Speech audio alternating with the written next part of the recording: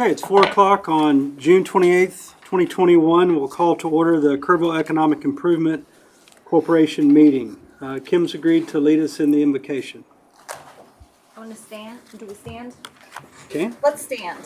Let's stretch our legs. Dear God, we come before you today as a group of citizens concerned about our community and doing what's right in all senses to make this a great place to live, to work, to raise family, to retire. And we thank you for giving us this beautiful place. We ask you to watch over all of us and all of the citizens of Kerrville and guide our hearts and our minds as we look to the future of our community and what is best for all. In your name we pray. Amen. Okay, do we have any visitors that would like to speak on an item that's not on the agenda? We have two visitors, George Eichner. George Eicher, 604 Cardinal Drive. I am here representing the Kerrville Christmas Lighting Corporation, and I want to confirm that we have met our goal of $100,000. And last Tuesday, we turned over a check to the City Council, and I want to make sure that you guys are going to follow through with your $100,000. Okay. So, but anyhow, we did that in 42 days, which was really a lot of fun to do. We didn't have to twist any arms. It's kind of like raising money for the zigzag ornaments. We had close to 200 donors, and the neat thing, we had 53 businesses and 145 individuals. One of our goals was to try and connect with the public, and so they'd be vested in this project. And with 145, I feel really, really good about that. We did get a grant from HEB, but the people put us over the top was the Community Foundation of the Texas Hill Country. They donated $25,000. And so that really made it. But there's two reasons why this was a success. First, it goes to Ashley and her crew for coming up with the idea. Everybody we talked to, and you all caught onto this with the vision of what this could be. And it was an easy sell from that thing. The second thing, though, was the matching grant that you all unanimously approved. And between those two things was a dynamite deal. The goal of this whole thing is that people from Johnson City and Marble Falls and Fredericksburg are going to say in the future, hey, let's go to Kerrville and see their Christmas lights. So hopefully we'll do that. But God bless you all for your support. It made a big difference, and we thank you very much for it. So that's it. Thank you. George, I just want to say thank you. You're the driving force behind this, and your energy and enthusiasm is contagious. So thank you. Julie Davis.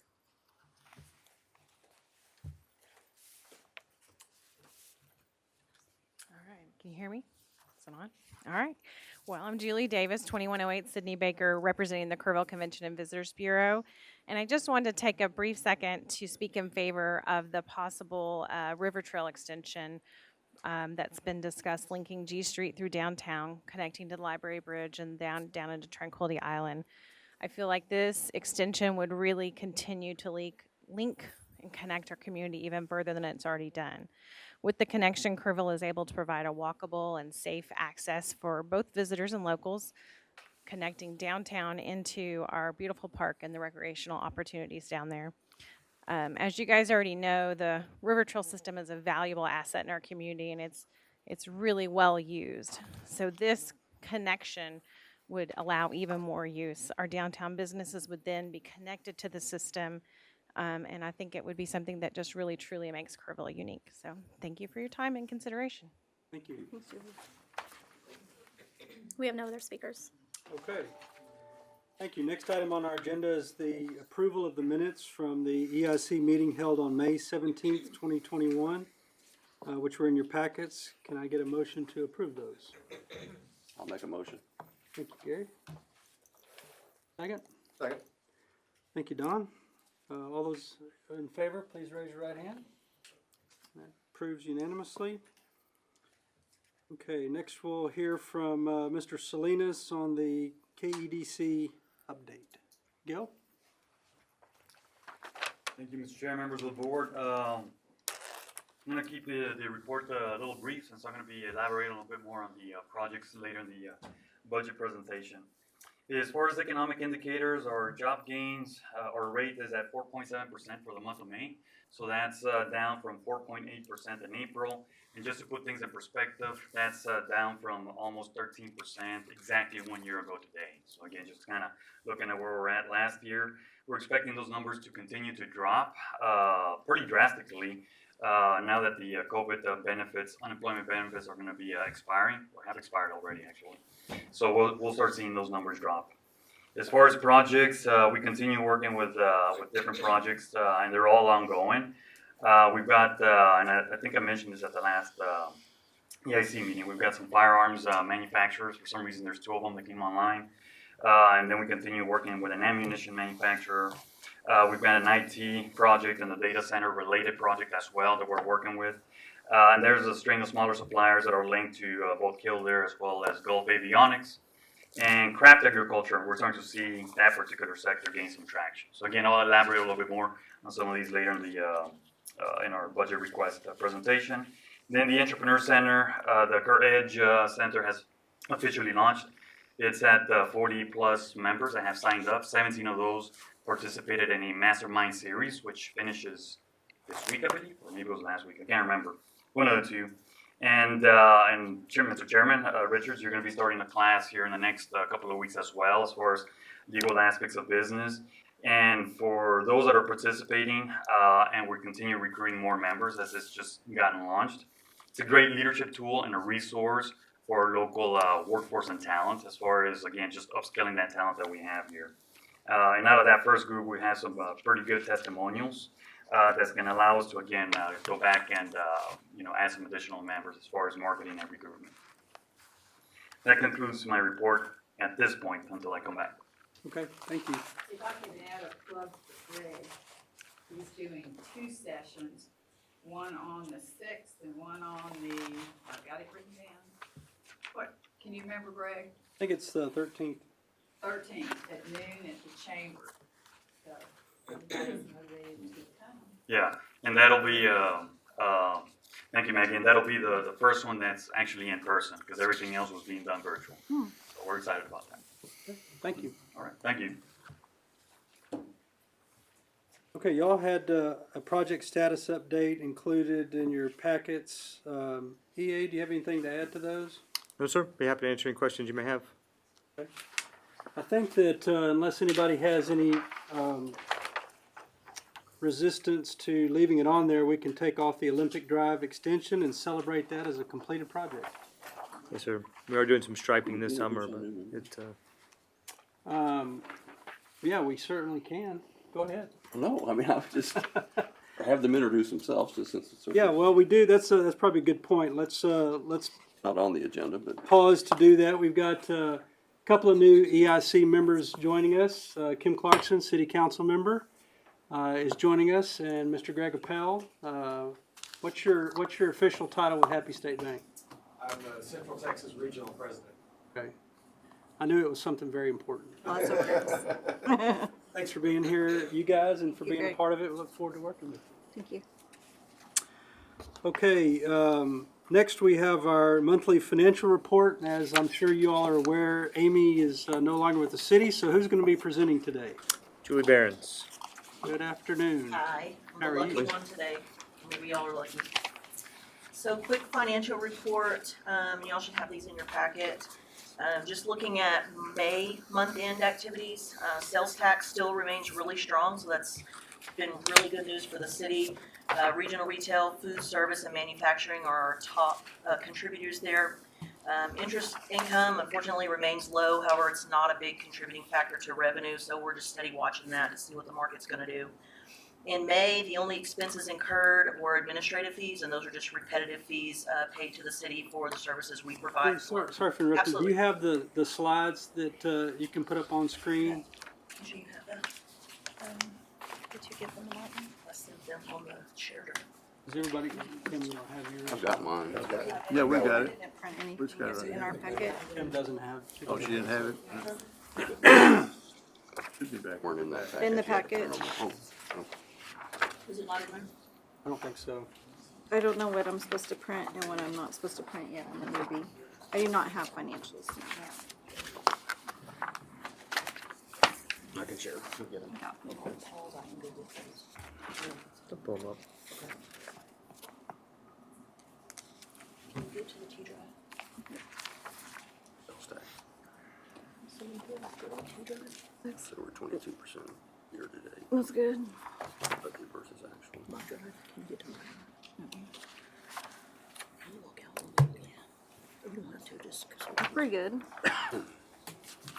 And this is what they were talking about, but we don't have any expenses other than our administrative fee and our debt service. Yeah. Good with that. No, and we paid 196 to bill. Mm-hmm. Actually, if y'all don't have it, I've reviewed real quick with Are you Gary. sure? Cause I can pull it up really quick. we've all got them in front of us now, so, You need them? no, I've got some on He's my got them on his screen here. computer. So go ahead. You sure? Yes, ma'am. We're good. Oh, Maggie needs them. You sure? Yeah. Okay. I'll just bring my laptop with me from now on. Okay. So we talked about interest revenue, so expenses, that's that revolving administrative fee that you guys pay to the city for financial services and other things that we provide. We have one quarterly payment remaining to KEDC, and that'll fulfill our FY '21 obligations. You can see that $49,375 left to be paid out there. Also in May, the only project-related expenses was related to engineering construction reimbursement for the Doyle School project. That was the only thing in May. Good news, and just to follow George's comments, that the Kerrville Christmas Lighting Corporation did meet their matching obligations. So in June, you'll see that transfer over, so they're ready to get started with work and hoping to finish that up in November so we can have some good lighting there. So. Thanks to sales tax, we had a good change in net position there at $137,000, so we're hoping that continues. We're expecting to exceed budget a little bit on sales tax, but we're watching that really close. Moving on to the next page is the cash flow forecast. And this is something we kind of started working on last year just to watch, map out expenditures for a duration of time, and then also to track revenues to make sure that we weren't overextending anything. But again, looking at sales tax, and you can see the projections there, and if they are correct and still keep strong, then we'll be able to exceed budget. But we did conservatively budget in fiscal year '21, because when we did the budget, we were in the middle of COVID, so keep that in mind as well. Expenses, in line with the previous slide, again, KEDC is the final contribution coming in the next quarter, so you'll see that hitting there, and that's accounted for here in the final quarter of the cash flow forecast. And then project expenses also in line, with the exception of the Christmas lighting project, which you'll see that in the June 30th statement. And then just a little bit of financial analysis on the next page. Just going over specifics, disbursements for projects, commitments and budgets remaining there that you can see. And then a little description of sales tax there on the right. Keeping in mind, May has a pretty hefty increase. A little bit of that is from an audit payment, so that was a little bit skewed because of that. So we're not expecting to see that 37% increase every month. So we do a pretty detailed analysis of that sales tax just to see what's driving that, hoping we can stay on track there. Currently, We we're have a only sense of if you took out the audit true up, what the increase would have been? about 23%. So still significantly. Still significant. Yeah, still significant. And we can see those, if they're big audit payments, we can see those hit, and then kind of back that out to get a good What's idea. the rolling average for the so far this year? Rolling average. 20% above, 15% Yeah, I above? mean, 18 to 20% on average, and a few So it months should higher than maybe that. hold to 20%, 18 to 20% for the rest of the year. We'll hope so. We're hoping so. Keep in mind that of our sales taxpayers, and there are thousands of them, that top 5 account for 30% of our revenue. So with that being retail, food service, and manufacturing, that's volatile. So that could change, unexpectedly anytime. Well, the big So- problem now is delayed production of items that people need. That's right. That's right. So we'll see how things progress as the economy continues to shift and change. Coming out of COVID, we'll see how that changes. Again, with just giving you an idea, your balance in tax pool right now, that's where the bulk of the EIC money is. Short-term investment, $2 million, give or take, and we're only at 0.07 basis points. So the market's not very good right now, that's not a secret, but our purchasing policy keeps us pretty limited on what we can invest in just to make sure that we're being really secure with funds. Any questions on any of those items? No, ma'am. Okay. Let's just make sure for next month, would you have the I don't know scientists? what happened, because it got sent over, but yes, I'll. If you'll walk absolutely us sure. through those, that'll Got it. give us some touch points to. You don't have to squint as much. I understand, yes, ma'am. All right, our next item on the agenda is the nomination and election of president and vice president.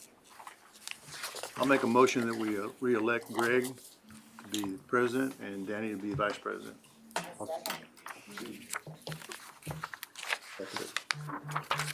All right, motion is second. Any discussion? No? Okay, all those in favor, please raise your right hand. That motion carries.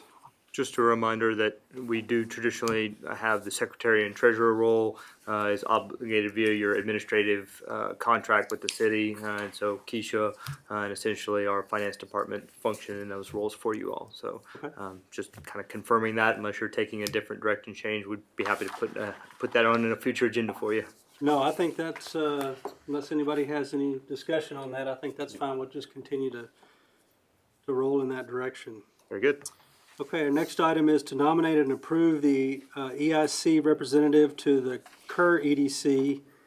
And I would move that, and nominate Maggie for that position. Second that. Any further discussion on that? All those in favor, please raise your right hand. That passes unanimously. And then finally, we need to nominate and approve the EIC representative to the GO team. I believe, Don, you've been serving in that position. Are you willing to continue to do that? Sure. Okay, I'll nominate Don to serve in that position. Second that. Okay, any further discussion? All those in favor, raise your right hand. And that carries unanimously. All right, we have consideration and possible action. Item 7A on the agenda is the KEDC budget for the fiscal year 2022. You had the budget and the KEDC ecosystem flow chart in your packet. And turn it back over to you, Mr. Salinas. We don't have. We do have one citizen speaker. Pardon? We do have one citizen speaker. Okay. Let's take that on the back end. No, you go ahead. Okay, all right. All right, let me see. Gil, I think we had your flow chart. I don't think I saw a budget, an actual budget. There's a slide in there with the actual budget. It had a total amount broken down by what each person was contributing, but in terms of, do you usually provide us with a more detailed budget of how that 500,000 would be spent? I've got one in one of the slides here. Okay. But we're doing the same thing we did last year, but if we need to come back with something more detailed, we can do that. Let's go with what you got and we'll Okay. see what the committee wants to do. Okay. All right, so. All right, so I'll start with the 2-year roadmap. And just a note, as far as everything that the organization does, is always based on research and data. And in this case, the research and data goes back to the 2-year roadmap. That's the actual blueprint that we have for the organization. And just to note that we didn't, grab this from thin air. This is comprised of several plans. One is a 2050 comprehensive plan, which was created by the city a few years ago. And as far as the economic development section, it's pretty extensive. So we grabbed that one and further fleshed that one out with our organization's blueprint. The other one's the 2018 business plan, which was created right before I got here.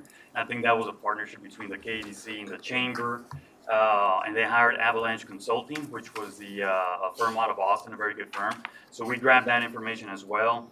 And then when I first got here, worked on the immersion tours. So as soon as I got here, one of the things that I did was as many community leaders that I could, just to kind of, one, introduce myself, but also hear from them as well firsthand, what they're looking for and what was their definition of economic development. So that was actual research and data that went into our plan. And then the other one was the actual stakeholder retreat that we had about 2 years ago, and that was by TIP Strategies out of Austin. And that's, keep in mind that we've got 5 stakeholder entities that contribute to the organization. So we had that retreat, So we grabbed that information that came out of that retreat. And I will say that originally the plan was to create an actual strategic plan.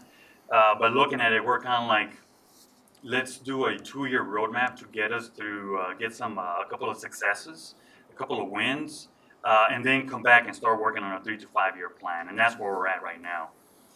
So we're right now in the second year of the implementation phase of the blueprint that we have, the roadmap. And then in it, you've got 7 lines of engagement. All right, so the first one is the actual business retention and expansion. This is a program that was started internally, and it's designed to actually visit with our top employers, keep track of local industry trends. We've launched an industry roundtable platform where we've got our top employers coming in and just having some informal discussions as far as local trends. A lot of it usually is revolving around workforce. Then we've done some business surveys, some research as well. The Over the Fence podcast, that was also designed through the lens of a brief program specifically for local industry. And then we've built the relationships that really did not exist before, which was with the Office of the Governor, Texas Workforce Commission, and then the SBA as well. And we're kind of a conduit between them and local business and local industry. So really what this means is we've created a portal for local industry needs. Human capital workforce, we've hosted several high-ranking state officials. One of them was Julian Alvarez. He's been here actually a couple of times. He's the Texas Workforce Commissioner, and then Adriana Cruz, who is the governor's executive director for economic development. And as a result of their visits and working some projects, we've been able to, what I like to say, import money. So it's close to $1.4 million, and that's a combination of funds coming in through the Texas Enterprise Fund, Texas Skills Development Funding. My eyesight is starting to give out, so hold on. And then the Veterans Hiring Program as well. And the deliverable there is accessing funds for local companies that did not exist before. Entrepreneurs, that's another line of engagement that we have in our roadmap. We started with the top 40, or it was actually the 40 under 40 that was last year. And it was quite the hit. I mean, we've recognized quite a few people. And within that, we recognized a couple of good projects that we're working with now. So that was kind of like one of the drivers behind that. And now we're doing the actual top 40 campaign. It's in its second year. The podcast, again, that was also very looking at it through the lens of our local entrepreneurs. And then we've hosted a series of webinars. This one's interesting, the Small Business Series. We did this one virtually last year.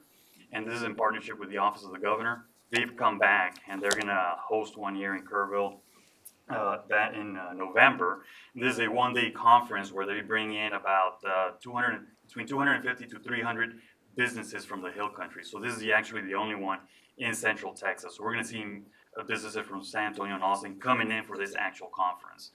And this one's going to be in person now. So we're pretty excited about that. And then the Courage Entrepreneur Center. That one's really gaining a lot of traction. And again, just kind of working to identify some of our young innovators.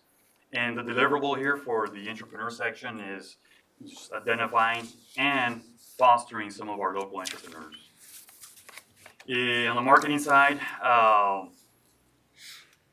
we had a very, very small marketing budget, but we're still very creative on how we work that. And the announcements, I will say, between the Killdeer, Gale Avionics, and RBR, we got tons of local press, but tons of national and even some international press where Kerrville was really being discussed nationally.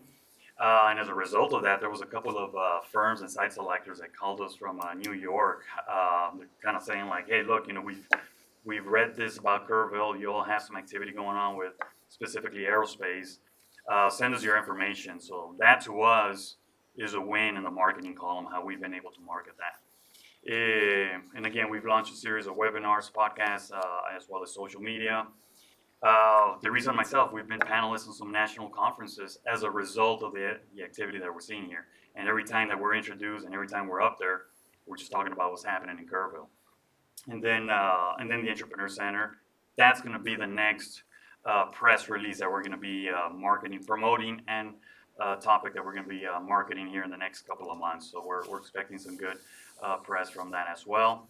And again, the deliverable is just on the marketing side is getting Kerrville on the radar of site selectors, C-level executives of Fortune 1000 companies, and investors. On the corporate recruitment, I like to say that this is where the rubber meets the pavement.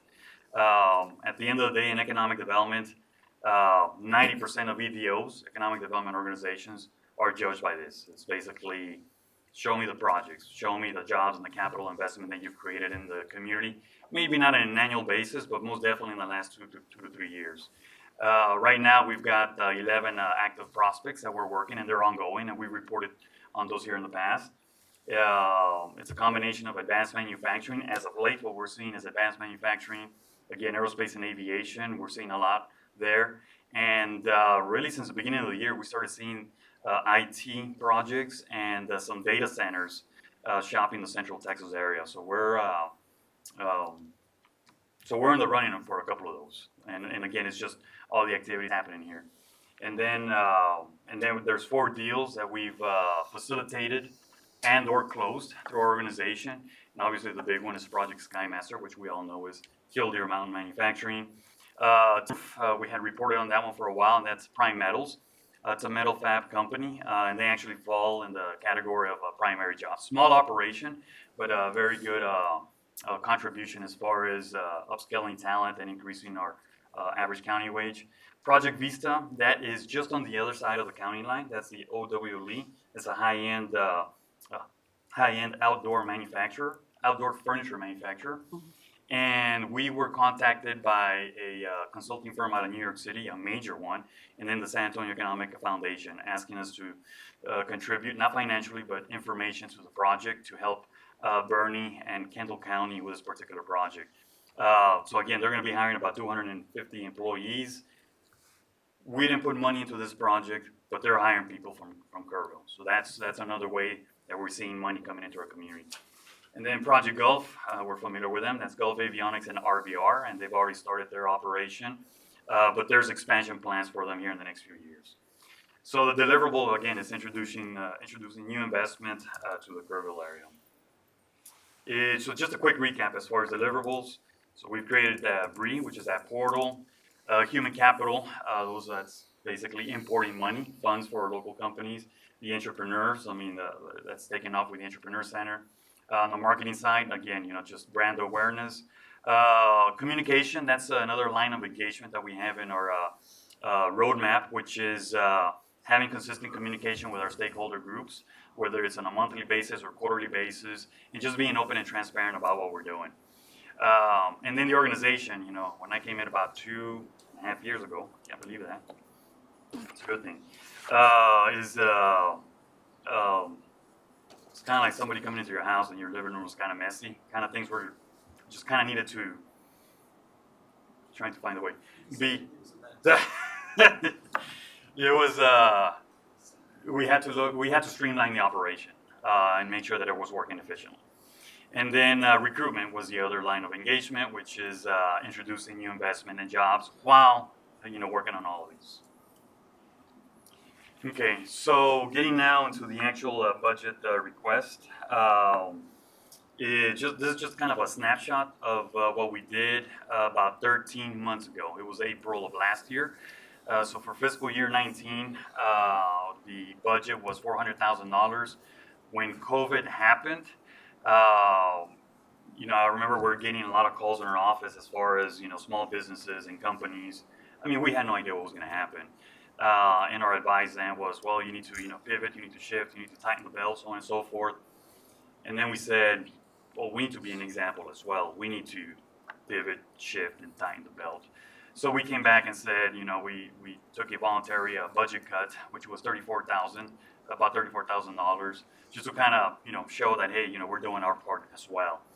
And then 1 year ago today, when we're here, coming back for our budget ask, we came in with a 21% less of a budget ask. And again, that's just like sales tax revenue were looking good, but we still had no idea what was going to happen. We just thought that was going to be a little bleep, a little boost there. But now we know that sales tax revenue were very healthy, but we had no idea, and we're like, well, moving forward for next fiscal year, is going with a smaller ask, to which we did. So from 400,000, we asked $316,000 for an $84,000 reduction. So the total save there was about $118,000. And again, that was us doing our part, and then just getting very creative in how we were working the budget. So I cannot read that, and I refuse to get bifocals because I got to that point. I just do not want to do that. So I'm going to be reading off my notes here, so I apologize for doing that. All right, so I'm going to walk you through the last 5 years as far as what you have here. And that first item is fiscal year 2017. The request back then, or the budget from the IC, was $140,000, and that's when Walt was heading up the EDC as well as the chamber. None of the other entities, which was the city, the county, and the KPUB, were contributing at the time. Then fiscal year 2018, the city, the county, and KPUB contributed. And then that's when the board expanded from 9 board members, a KDC board, to 11 board members. And then that's when I was brought on board. And I like to say that that's kind of like when, that was a foundational year as far as coming in and putting everything together and in order. And then the following year, fiscal year 2019, I was named executive director, and Walt was already taking a new job. And that's when we brought Teresa on board full-time. And that's when we had already worked on completing the 2-year roadmap and started implementing that 2-year roadmap and started really getting some traction with that. But that was kind of short-lived because then that's when the pandemic hit. So then we came back and with the voluntary budget cuts. So as you can see, the budget at the time was $220,000 from the EIC, $50,000 from the city. The county was at about $46,000. KPUB was $50,000. So the total was $365,000. It should have been $400,000, but we came back with a budget cut. Then the following year, which is this fiscal year, we're 7 months into our current year. Actually 8 months, 7 months or 8 months. And so we're now in the implementation phase, the second year of the roadmap. And we're, hands-on as far as recruitment. We're doing marketing and getting very creative as how we're doing it because our marketing budget is pretty small. Bree, workforce, and then launching the Entrepreneur Center. And then for this next fiscal year, we're coming in and respectfully making a request of $500,000.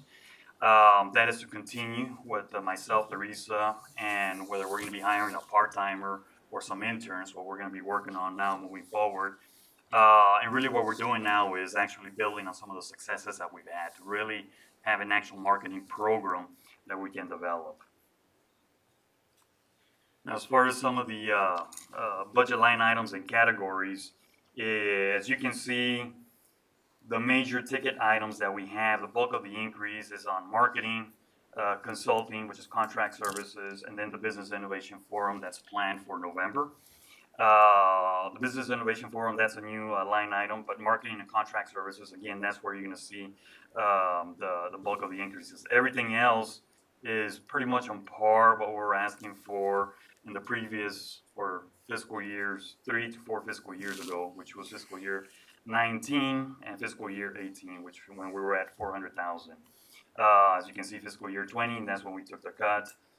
Recruitment, we just totally cut that one out.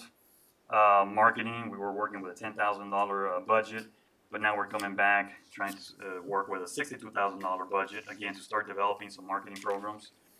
The forum, about 20. Staff training, back to what we were at 2 years ago at 5,000. Conferences and meetings, the same. And then again, on contract services, going from 12 to 4,000 last year now to 78,000. Meals, board meetings, and then travel. Looking at a little increase from 2 years ago to 20,000 because we're expecting a little bit of travel as far as some of the prospects that we're seeing right now. And then on payroll, once I had negotiated a new contract and brought Teresa full-time, then there was an increase there as well. And then the KEDC service agreement, that's actually down from 2 years ago and last year as we had renegotiated that, moving into our new roadmap and moving forward with the organization. I've got 2 more slides. Questions now, or do I move on? What's contract services? I don't, That's for consulting. So basically, getting some consultants, and then also to be able to hire some of the speakers that we're going to be needing for the Entrepreneur Center, as well as the Business and Innovation Forum. Danny, to get the Entrepreneur Center going, they had a contract employee. Y'all may have heard, those of you that went to the chamber meeting, economic meeting. And so with just Gil and Teresa, who was then kind of on a part-time basis, because she was moving, all of the work to create the new entrepreneurial center basically had to get outsourced. It's just a very thin organization, very thin need. So that's what a lot of that was, and as Gil said, the big conferences coming in, and speakers are really good national speakers are getting to be much more expensive too. So. And adding to that, it's it was at the beginning of the year. Teresa and myself were planning out what the year's going to look like, and we've got the Entrepreneur Center, we've got the bones of that together, but we're just kind of kicking the can down the road because we're just tied up with so many other things. And then eventually we said we just need to bring somebody on board for a short period of time to get it off the ground, to just do the actual manual work of it.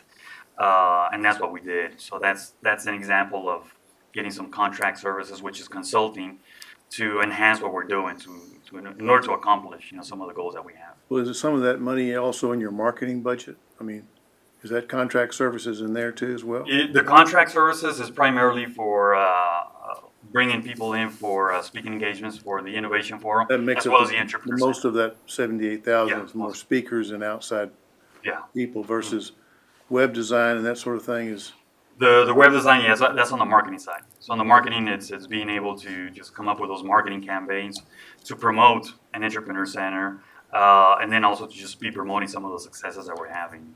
For next fiscal year, we're now looking at getting, some, in addition to some ads, getting some more newspaper coverage, with some major news media outlets.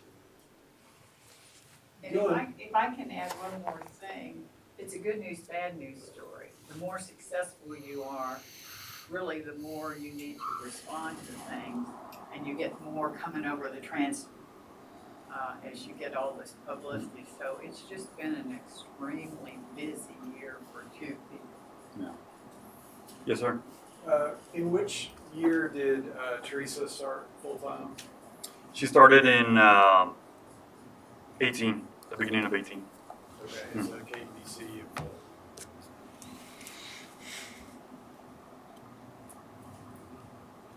I'm just trying to kind of reconcile the trend line in the payroll expenditures and why is the increase from 2021 to 21-22? There was a renegotiation by the board of Gil's contract Okay. after his initial kind of probationary period, although it wasn't real. But then that includes one additional part-time person in the payroll. Yeah, that includes having either a part-timer or a couple of interns. Yeah, we've brought on interns in the past, and there's a give and take, but we like working with interns as well. And who's the KBC services agreement with? The city?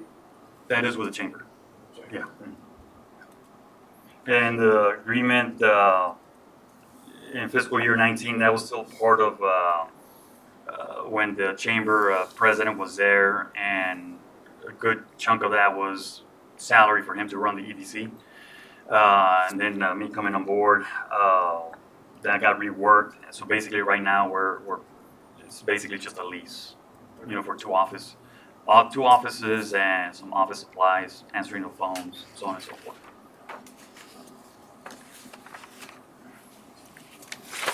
Yeah. have you Just kind covered, of coming back have to you covered this budget with your other stakeholders? Or were you Yeah. the first, the EDC board. We did that 2 weeks ago. And then the K-Pub is next in July, and then the county as well. And then we come back to the EIC. okay. And after that, it goes back to the city. Yeah, and the EDC board they had a few questions, but was approved. Okay. Coming back to what some of y'all had been asking, and yeah, I mean, we got to the point where, for instance, you'll see in their website design, and I'll move on to the next slide. It kind of dovetails into this. I mean, we're almost running on fumes. So we had to kind of get very creative with what we had. And then, and again, just doing our part to be cognizant of the, COVID-19, respectful of local businesses. And again, we had no idea what the sales tax banners were going to be like. But what it did do was, it forced us, it made us kind of like take a step back. And I'm not a stranger to bootstrapping. Me coming from the border, I mean, you learn to bootstrap real quick. And so that's what we did. And for instance, Teresa learned how to, develop a website. Instead of paying a firm $20,000, $30,000 for a website, she's like, well, let me work on it. And I'm like, that looks pretty good. It's like, do another one. So she did. So those are some of the things that we started doing in-house as a result of the voluntary budget cut. The podcast. I mean, we don't know anything about, doing a podcast, but, she ran with that one. I helped with it as well. Our communication skills as far as working with companies, I had to kind of dust off my cold calling and start calling people again, companies, so on and so forth. Site selectors. I had to, I'll say it, I had to pull in a few favors as far as like, hey, can you help us out with X, Y, Z? And they're like, yeah, of course, So that's just kind of the nature of bootstrapping to get us through this particular fiscal year. And one thing I'd like to say is that what we're asking for is, again, to kind of build on the successes that we've had. Now really start taking to the next level. Because now, towards the end of this fiscal year, and some of you all were involved in our stakeholder retreat, towards the end of the fiscal year, we're going to have our next stakeholder retreat. And we're going to actually have, things to talk about as far as planning, some of these projects that are coming in, how do we accommodate those and really, flush out the supply chain for them. And there's a difference between resources and being resourceful.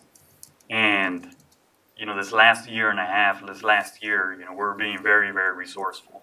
But we're at a point now that we need some resources to now start really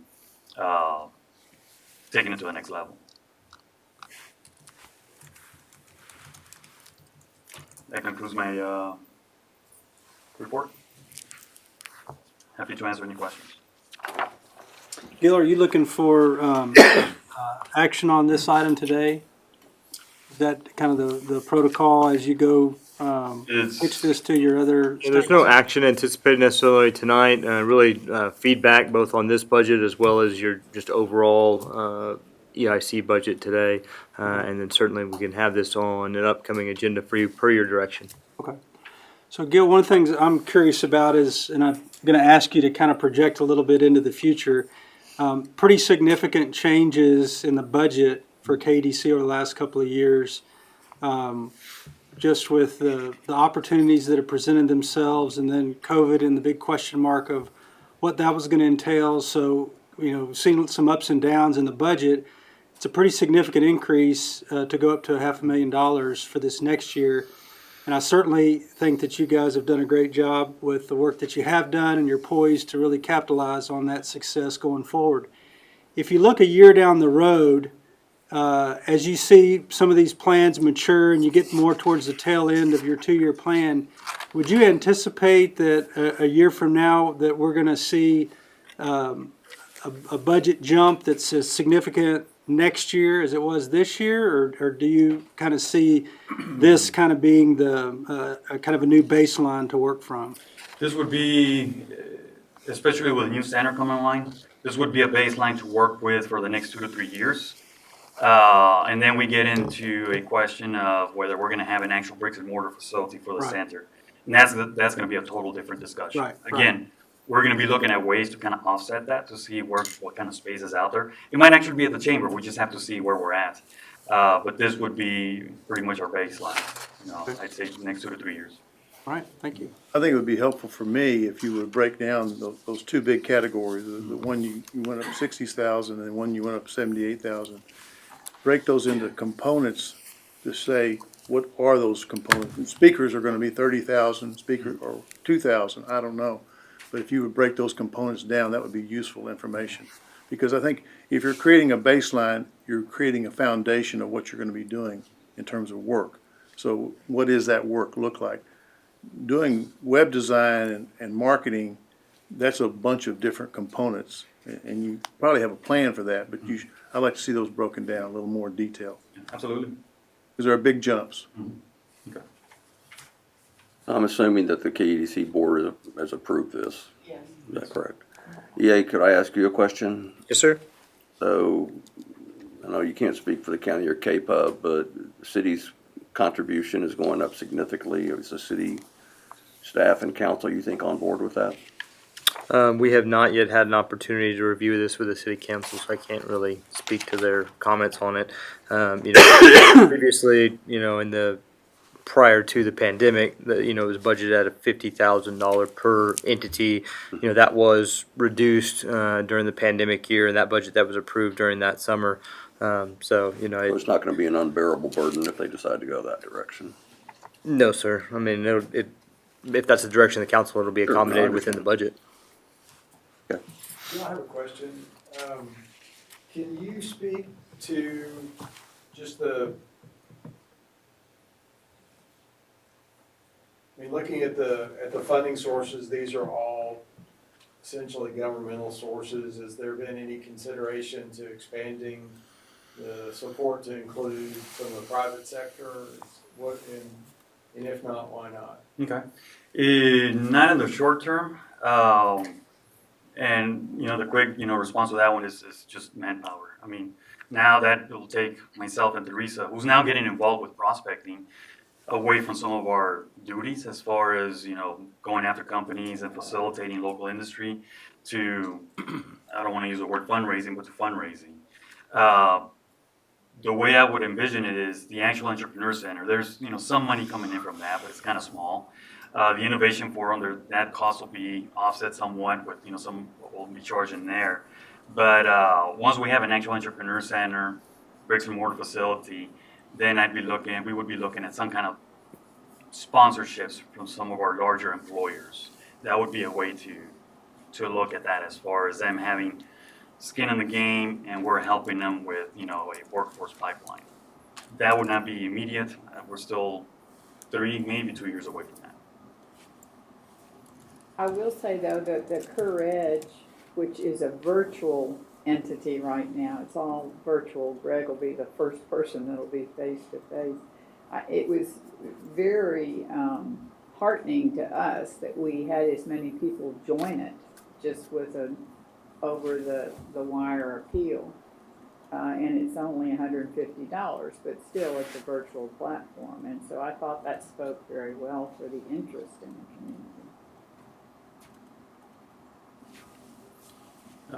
But that's definitely something thank you, Maggie, for once we get to a stakeholder retreat, that's something that we can start, discussing. Is this a direction that, the EDC should take, the next few years? Because that'll be our opportunity to develop that 3 to 5 year strategic plan. And if we're going to go after corporate funding, then maybe we're in a position to start looking at this organization as being a regional organization. Not just Kerrville or Kerr County, but really start looking at, other, an area outside of Kerr County. That way we can start capturing some of the bigger entities that are out there. So again, these are most definitely discussions that I would encourage to have at our stakeholder retreat. I just want to say that great job.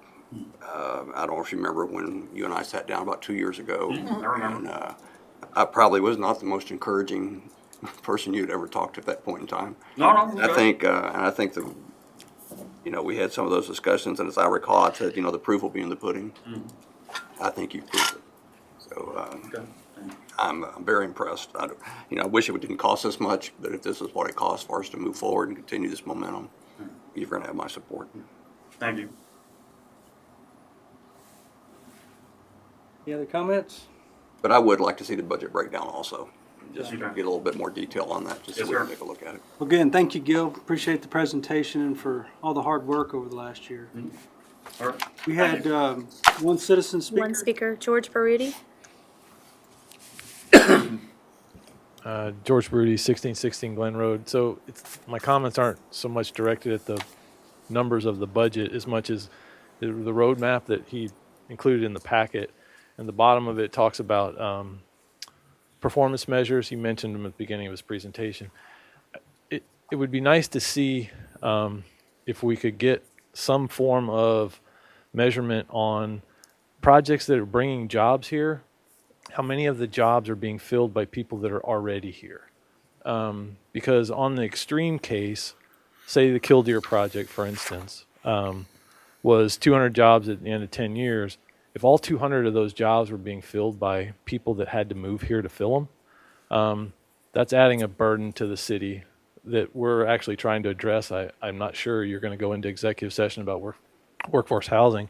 So on top of bringing the jobs here, we're also actually trying to fund housing for the people that are coming to fill those jobs, which is kind of counterproductive, right? So it'd be nice to see the projects that are brought in measuring or even putting a performance measure on the project that they fill those jobs with people that are here.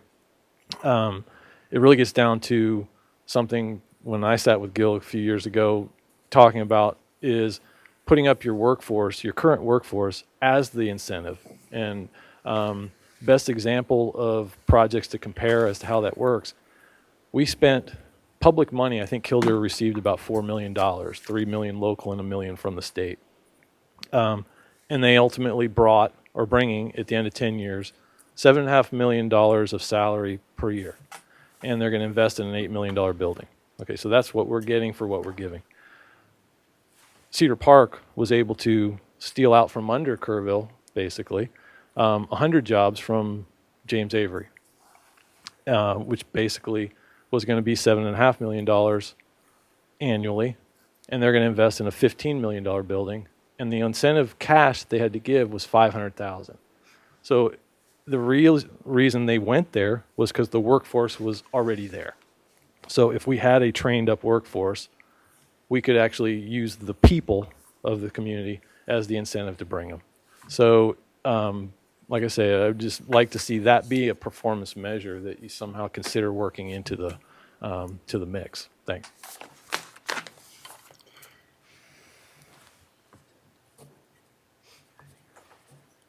Okay, our next item on the agenda is to review the proposed budget for fiscal year 2022 for the Kerrville EIC. We do have one citizen speaker. Okay, See if it comes up this time. Okay, well, I guess we'll go without it. Martin has the PowerPoint, so hopefully that'll come up. I wanna Oh, see. there it is. Yeah. There it is. Okay, this is a little bit smaller just because of the format. But again, this is just the proposed budget that's being presented to you, so open for whatever feedback you have. Again, looking at sales tax, we've talked a lot about that. We budgeted citywide at a 3% increase, and we talked a little bit about why. The Fed is estimating a 3.3% growth rate, but again, we're staying somewhat conservative because of the lump sum kind of being at the top of the pack with that 30% of our revenue being in those top 5 sales taxpayers. So the economy could be impacted either way based on that. As far as expenses, not a whole lot of changes other than KEDC, which Mr. Salinas spoke to. And a little bit of modification there. I noticed his was a little bit different than our proposed budget. So, you know, we'll look to you to decide how you want that figure to look. I believe his proposed from EIC was $312,500, so we can adjust that accordingly.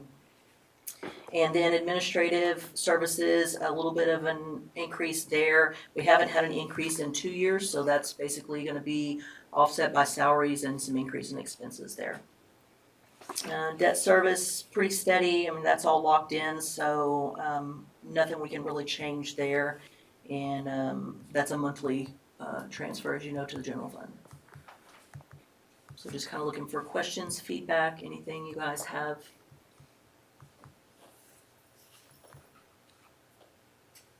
Yeah, do we need action on this today? No, we're really just looking for direction from you guys. You know, and obviously this is a pretty basic budget. It's really just a matter of the forecasting for sales tax. There's not a whole lot into it. And obviously, there's other components such as the KDC budget that really play into this. So, not looking for any specific direction from you today, or specific action from you today. Just looking for direction. Okay.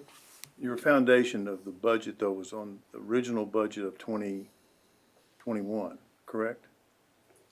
Remember the sales tax, we started at a certain budget, we dropped it because of COVID, and then we added back to the That's correct. original budget. Are we on the original budget number now? No, sir, we're actually projecting year-end 21 plus 3%. Plus 3%? Yes, so we Okay. projected out what we're anticipating 21 to end, and then adding 3% to that. So not our budget number, but actual number. Okay. What we're projecting to be actual. Actual That's plus correct. 3. That's correct. Yeah, we'll need to keep an eye on that if, the first few months and Yeah. make sure it Right. tracks. Right, and I'll bring back, new sales tax numbers, of course, at the end of June, and then we'll have a lot better By idea of what month, that will you projections. put them That's in by correct. month, because there's some funny months in there. Yes.